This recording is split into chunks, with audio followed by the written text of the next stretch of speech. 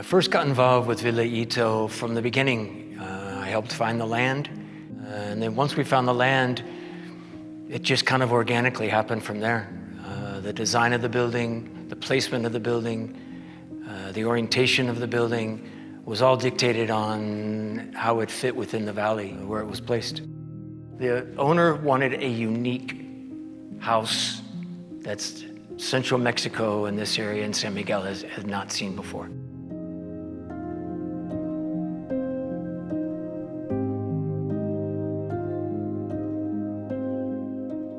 The first ideas that came to mind for Villa Ito were a brutalist hacienda.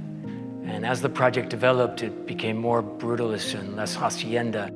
When you think of a hacienda, you think of a home. When you think of brutalism, you don't think of a home. So the goal was, could we merge these two designs to make brutalism livable with these traditional Mexican elements that the owner had found on his travels throughout Mexico for the last 10 years.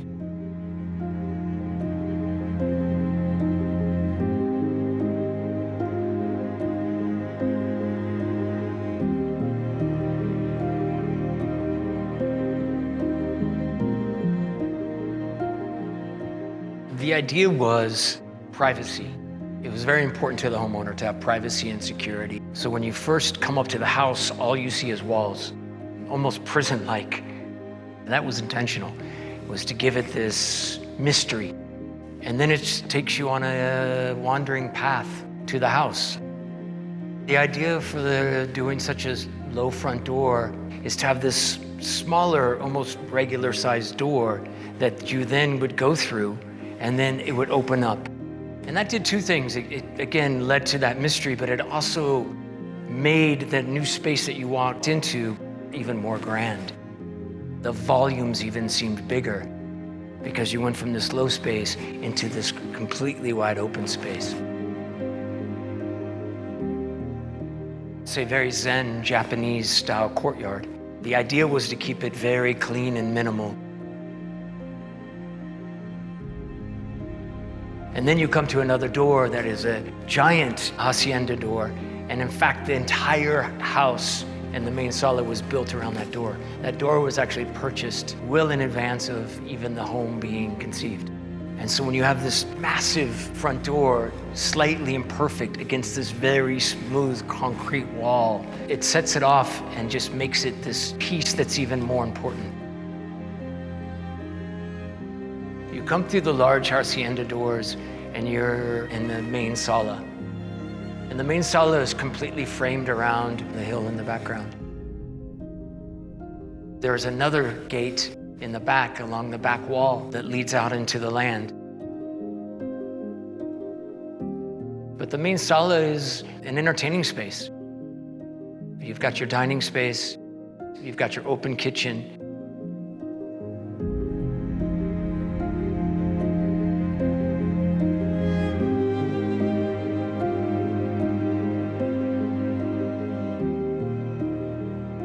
You've got your small living area in front of the fireplace.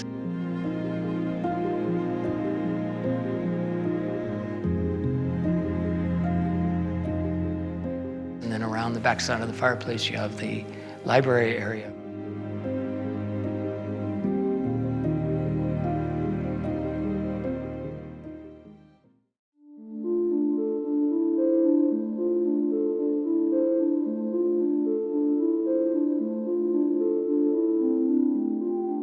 The house just organically was built.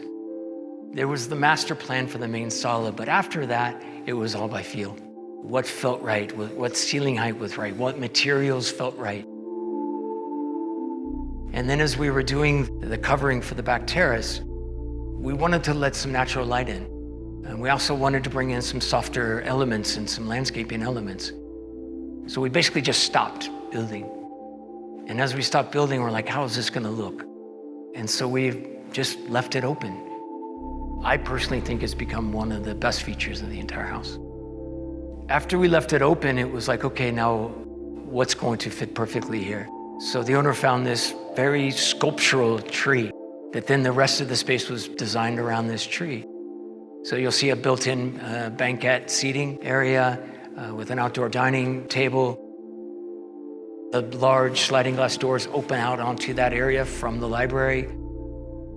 So it was important to the owner to have this area where he could relax inside, but then also go outside, have a cup of coffee, have a drink in the afternoon, have dinner or have lunch, all around this tree and this open to the sky type of outdoor area.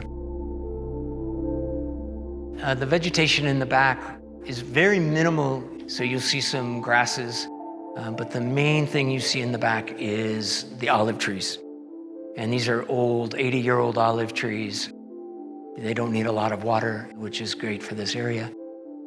And they perfectly finished off the back of the house.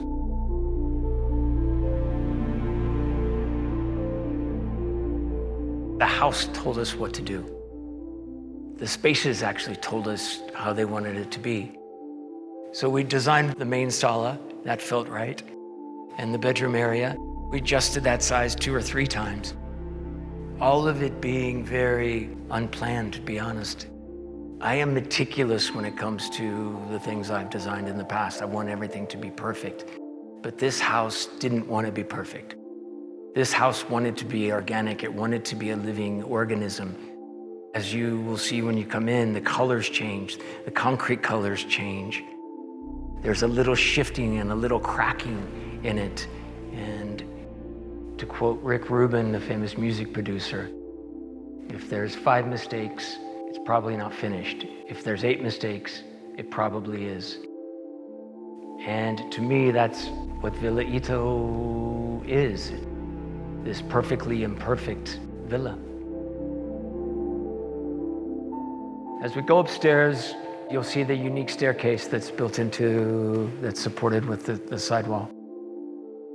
Most people would not even know that the design was wrong, but it is a very unique staircase. The landing was kind of built around this beautiful piece of art from Masala Diaz. She's a Merida-based artist. So you'll come to another staircase that takes you to the main master bedroom.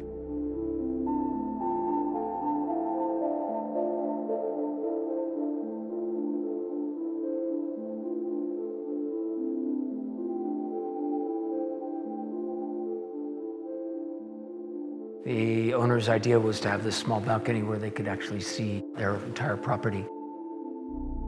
And it just provides a perfect view for the sunrise.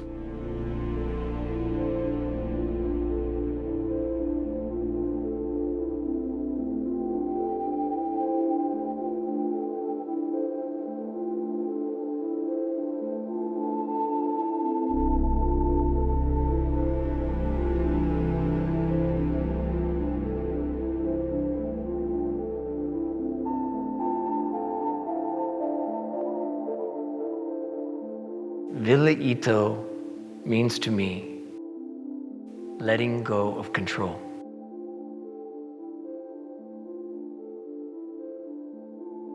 Let the world and let spaces and let things tell you where they are supposed to be. And this home taught me so many lessons.